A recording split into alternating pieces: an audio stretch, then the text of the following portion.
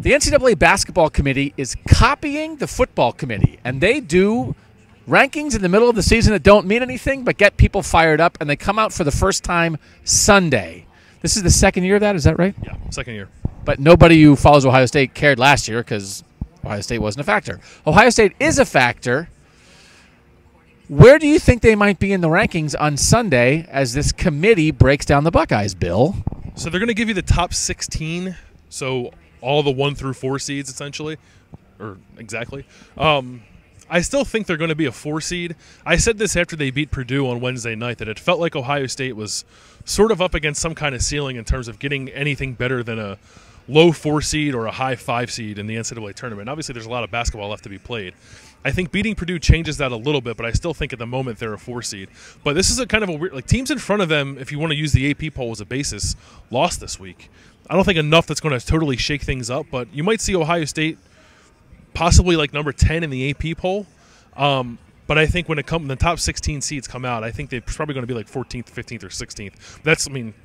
It's a top 4 seed in the NCAA tournament for a team that I thought was going to win 18 games this year. So, yeah, pay attention. It's going to be cool. It doesn't really mean much, but Ohio State is in the national conversation.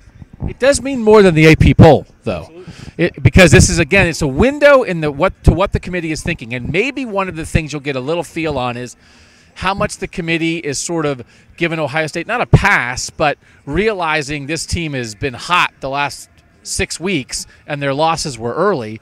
One thing is, do you think Ohio State will still be behind Purdue, which now has lost 2 straight after losing to Michigan State Saturday? Yeah, I think they're still going to be behind Purdue and behind Michigan State, which just beat Purdue on Saturday.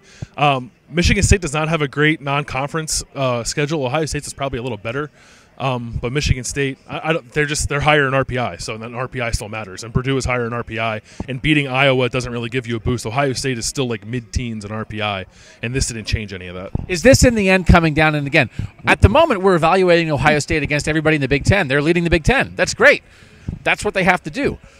But they don't have a gigantic non-conference win, and the Big Ten overall is down a little bit. Might only be looking at 4 NCAA teams. And so then when you start comparing them nationally, maybe we have to prepare Ohio State fans for the fact that they're just not quite there nationally because their league and their schedule just don't allow it. Yeah, I think that's true, and something like winning the Big Ten tournament I think would change that a little bit. But the reason you see, Purdue beat Arizona, then Arizona started playing better, and Purdue has another non-conference win early in the year that is escaping me at the moment. And that mattered. In the end, losing to Butler when you had a comfortable lead and losing to Clemson when you had a second-half lead is going to come back to bite you a little bit unless you go on some kind of postseason run. So it's just something important to keep in mind. They're in great position to make the tournament. There's nothing wrong with that.